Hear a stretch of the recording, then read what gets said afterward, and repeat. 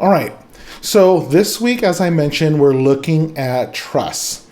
And trusts are not new by any means. As a matter of fact, I think in order to understand what a trust is, and before I define what a trust is, it'll be helpful for us to understand where trusts come from, or the origin of trusts.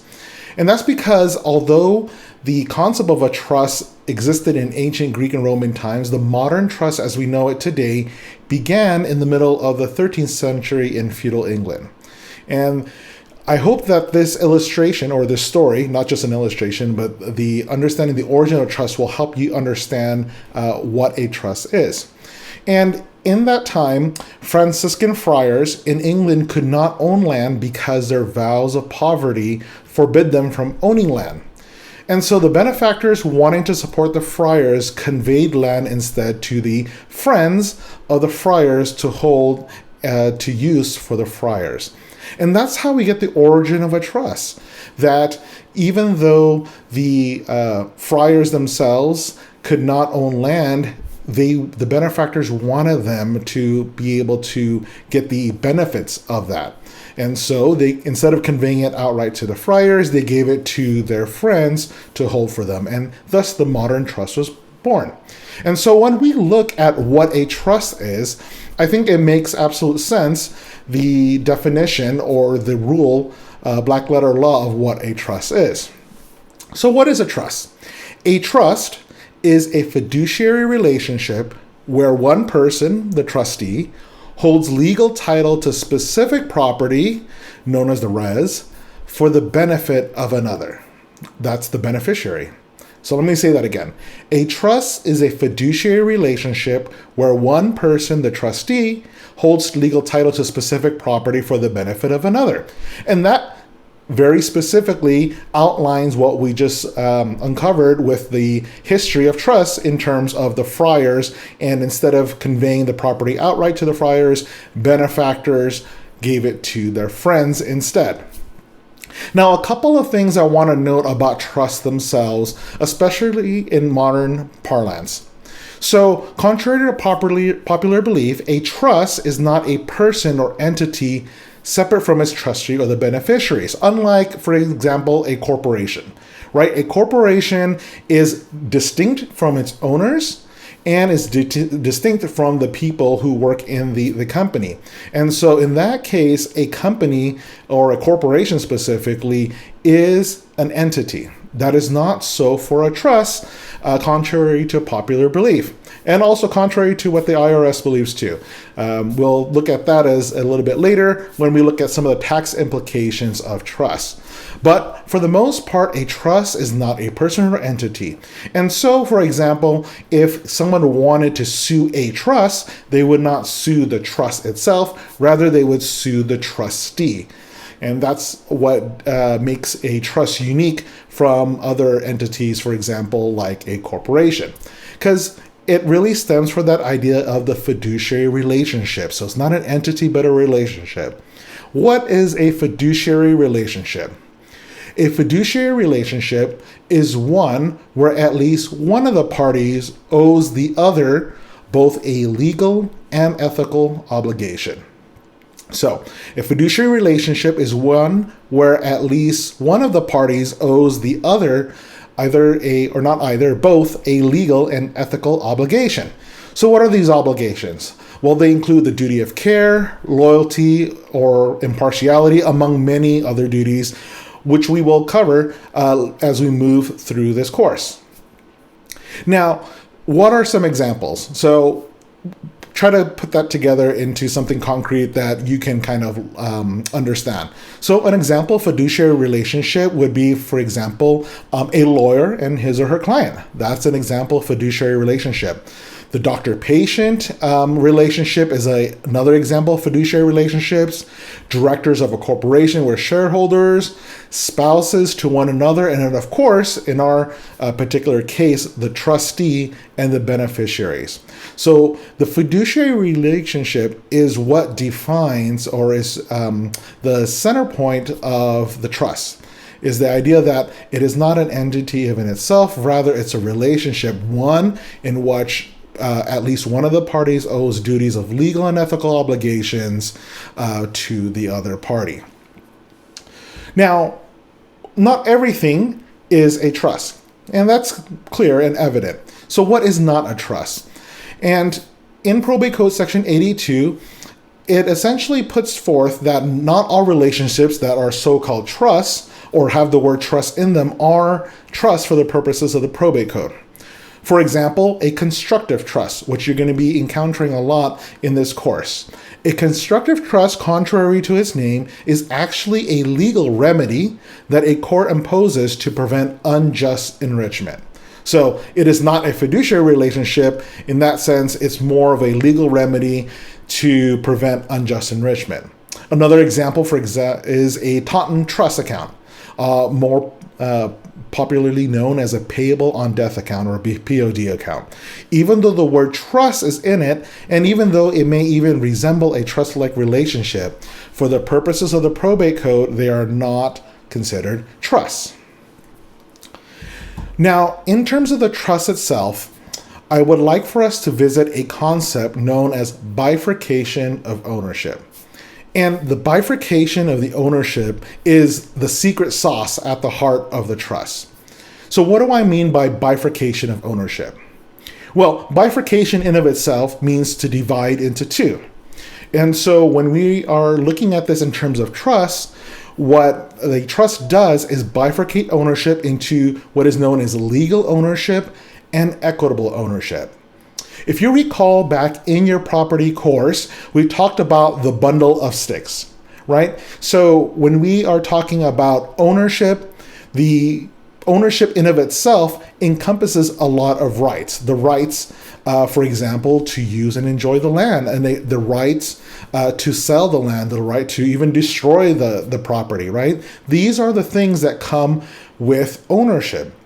And so what a trust does, and the way it is able to accomplish what it can, is through this bifurcation of ownership.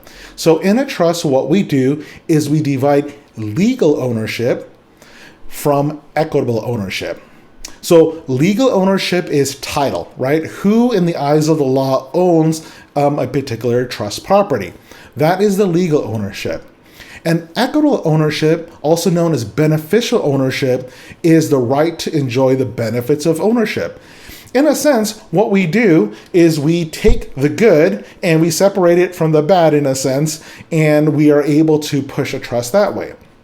So in legal ownership, we can think of it as the responsibilities of ownership, right? Because not only are there benefits to ownership, there are certainly responsibilities to ownership of property. For example, if you have a home, you have an obligation to manage that home. You have an obligation to maintain that home.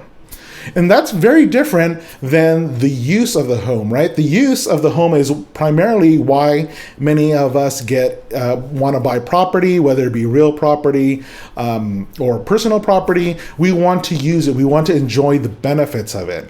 And essentially, this idea of bifurcation of ownership allows us to separate that. What we do, or what the trust does, is we give the responsibilities, the part that we really don't want, and separate that from the benefits of it, which is the part we really do want.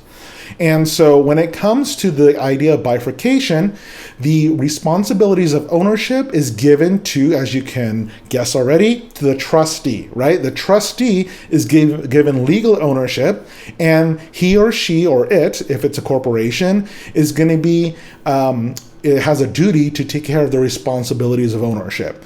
So whether it be real property like a home, or whether it be a personal property or a property like stocks, for example, right? So if you have a 401k or some kind of stock portfolio, the responsibility to manage that portfolio, to maintain that portfolio, and to ensure that it continues to generate profits is going to be the responsibility of the trustee.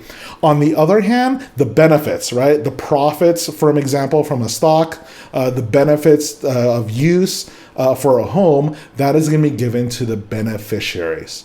So that is the secret sauce of a trust, is that the division of ownership, or specifically the bifurcation of ownership, allows us to do certain things. And as we move in this course, you'll see how powerful this one legal concept is and how essential it is to the operation of a trust. Now let's take a look at the types of trust. As it is said, there are 31 flavors of trust, and truly there's even more than that. There are a lot of different trusts. For our purposes, I would like us to focus on two broad categories, and the types of trust are really defined by either their purpose, how they are created, or the terms of that trust. And specifically, what I like for us to focus on are two trust types known as the express trust and the resulting trust. What's an express trust?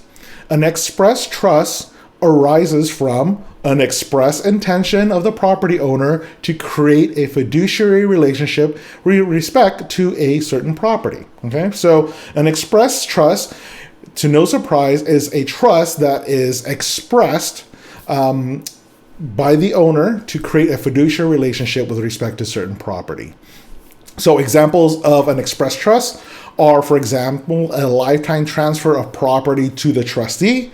One created by a deed of trust. Another one, the most common one that you'll probably deal with, is the declaration of trust during the lifetime of the trust creator, also known as an inter vivos trust, where there is a transfer of property. This can be done just simply by declaration without the transfer of property. Whereas what I discussed before, the deed of trust involves an actual transfer of property. A declaration of trust can be created even without the transfer of property. So that is also an express trust. And finally, there's also what is known as a testamentary trust. That's also an express trust, but it is created at death by an instrument, for example, like a will. So those are a couple of different types of express trust that you'll encounter throughout this course.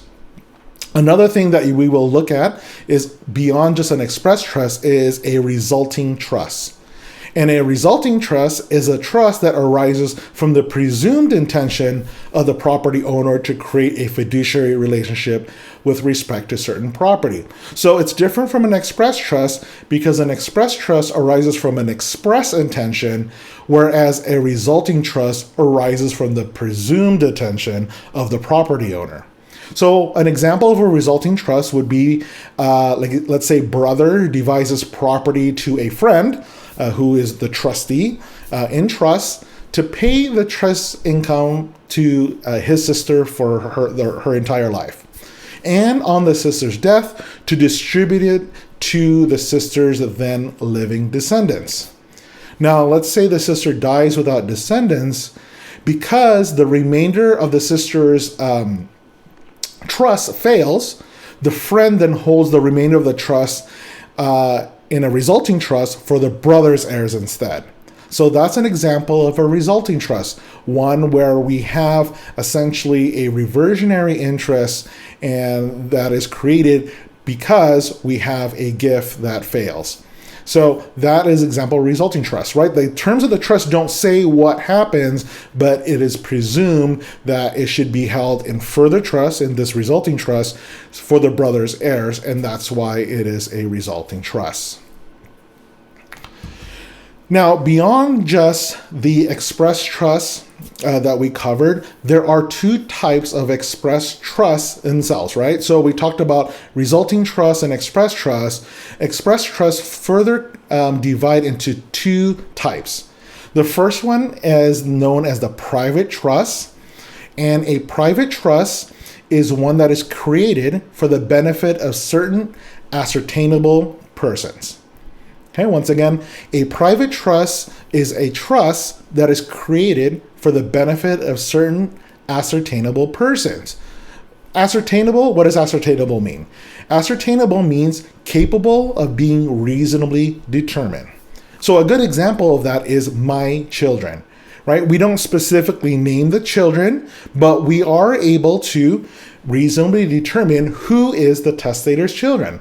So even though it does not specifically outline who the testator means is my children, we can reasonably determine who will be his children at the time of death or when the trust terms take place. So in that case, because the trust is created for the benefit of certain ascertainable persons, this is a private trust, and it's a form of an express trust. The second form of express trust is known as a charitable trust. A charitable trust is one that is created for the benefit of an indefinite class or the public in general. So you can clearly see the difference between the two types of express trust. In a private express trust, it's created for the benefit of certain ascertainable persons, whereas a charitable trust is created for the benefit of an indefinite class or the public in general. And we'll see how that plays in this course when we look at the requirement of a beneficiary. Whereas whether a beneficiary is where a trust may fail for want of unascertainable persons, if it's a charitable trust, then it does not fail in that respect. And that's a great way to segue into our next point here, which is creation of a trust. Now that we understand what are the different types of trust and understand the origins, we can now move into what is required to create a trust. And specifically, we're going to look at the creation of an express private trust. Now, here in California, the probate code that governs is section 15200 and following. So it's 15200, 201, 202, and so on and so forth. It is all contained within that chapter. And essentially, there are 5 things required in order to create an express private trust. The first thing that is needed, or the first element, is that there has to be an intention to create a trust. Second, there must be a trustee. Third, there must be trust property, also known as the res. Fourth, there must be a valid trust purpose. And then 5, there must be beneficiaries. So in order to create an express private trust under the probate code, we need an intention to create a trust, a trustee, trust property, trust purpose, and beneficiaries. Let's take a look at each one of these elements, starting with intention to create a trust. Now, creating a trust is vastly different than what we encountered when we were studying wills. In wills, we needed a lot of formality. Remember the formal requirements for an attested will, that it be in writing and signed, and the witnessing requirements, what have you. On the other hand, a trust is much more straightforward to create. And it doesn't require particular words. Like for example, it does not have to have the word trust or trustees in it. All that is needed that the settlor require, or that the settlor manifests an intent to create a fiduciary relationship. If we have that, then we have the creation of a trust. That is all that is needed. Very, very different than what we saw under wills. Thus, a person who is ignorant of trust law may inadvertently create a trust, because it truly is that simple. All that needs to really happen, beyond the elements that we are going to continue to discuss, and that I showed you the 5 elements, the idea of creation of a trust by intention is really very, very straightforward. Now, of course, we need to be careful that because of the fiduciary relationship and all the duties that imposes, the trust law has to ensure that when a person manifests an intent to create a trust, that it really be so to create this fiduciary relationship. So what is known as precatory language, for example, expresses of I wish, or I hope, or I recommend that property be used a certain way. When it comes to those things, those are what we call precatory, and those are generally insufficient to create a trust, because we have that idea that a trust is formed by that fiduciary relationship, which imposes those high duties, as we talked about before. So precatory language generally is unenforceable as a simple moral obligation. So I wish that that the trustee does this for my children, or I hope I recommend it, or I recommend. Those are going to be insufficient to create a trust.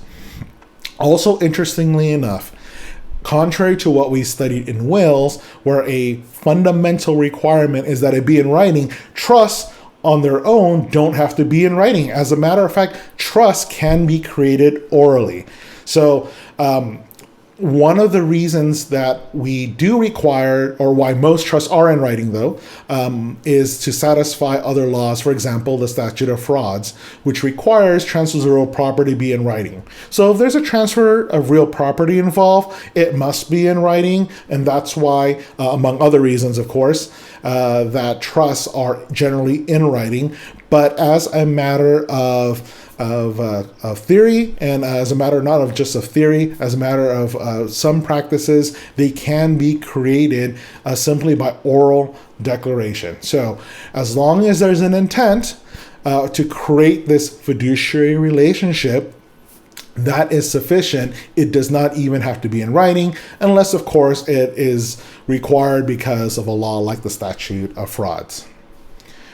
Now the trustee, him or herself or itself. So for the second element, for the creation of a trust, a trustee is essential. But once a trust is established, it will not fail because there is no trustee. As it is said, a trust will not fail for want of a trustee. If the testator intends to create a trust but fails to name a trustee, the court will simply appoint one. And that's why, even though a trustee is an essential element, the reason why it doesn't need to be specifically stated is because if a trustee is either unavailable or unwilling, the court will simply appoint as either a person, generally a professional fiduciary, who will take control of the property, the trust property, as trustee. So a trustee is an element, but just because there isn't a trustee, that doesn't mean it will fail. The court will simply appoint one, and the trust will continue to function. Now let's take a look at the trust property known as the res.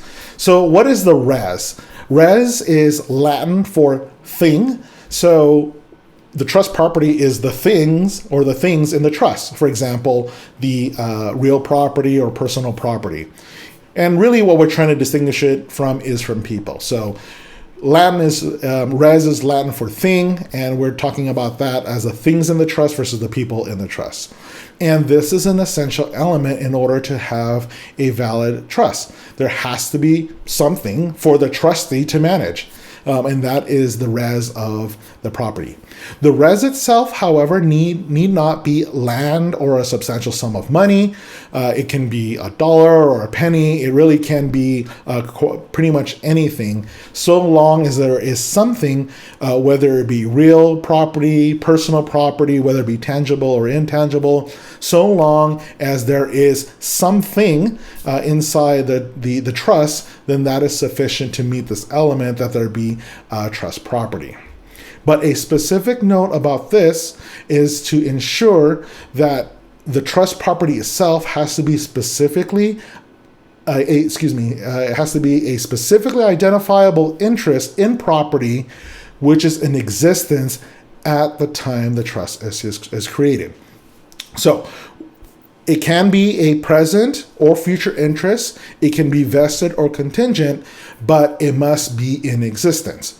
And it must be a specifically identifiable interest when that happens. Okay, so in order for there to be trust property, now could the trust gain more property that is not in existence? It certainly can, but at the formation, it must be funded, or it must have trust property in it, and that property has to be in existence at the time that the trust is created, or else the trust will fail. So, and the other thing here I want you to make sure you get is that it has to be identifiable. If we can't identify it, if the court is unable to identify the interest, then this element is not met and the trust will fail. Now, the fourth element required to create an express private trust is a trust purpose. And really, Trusts can be created for pretty much any purpose. The only limitation is that it can't be a purpose that is deemed, quote, contrary to public policy, end quote. So a trust can be for any purpose. For example, it can be used to provide for a special needs beneficiary. It can be used to provide to avoid probate. It can be used to reduce taxes or tax liability. It can be used for a number of things, but it can't be one deemed to contrary to public policy. So what are things deemed contrary to public policy? Those would be things that are illegal. So clearly, if something is illegal, if it's for an illegal purpose, that's contrary to public policy.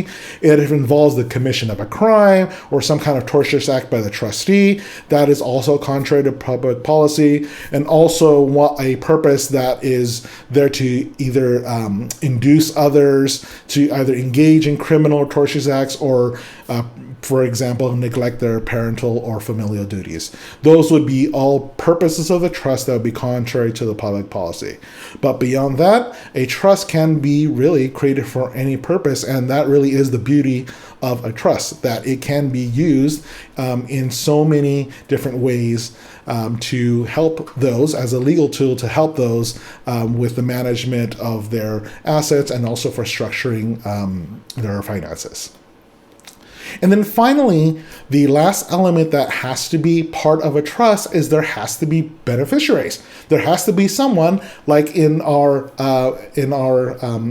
study of the friars, right? There has to be a benefit. In the case, it was the friars themselves that were getting the benefit of the land. And so there has to be beneficiaries.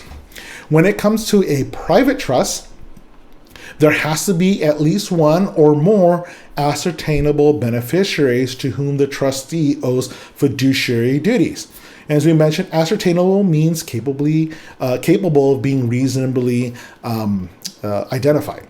So even though the beneficiaries do not need to be ascertainable when the trust is created, so long as they can be ascertained within the applicable rule against perpetuities, then we have met this element. So long as they're ascertainable, then we are good in terms of an express private trust. Of course, when we were talking about the charitable trust, that was different, but specifically with regards to the express private trust, there has to be at least one or more ascertainable beneficiaries to whom the trustee owes fiduciary duties.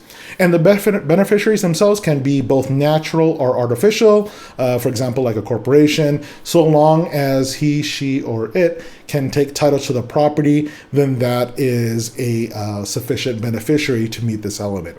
So those are the 5 things required to create a trust, specifically a express private trust, those 5 elements. So as you move through the material this week, I hope that this will aid in your study and that it will aid you as we start exploring this new area of law, trust.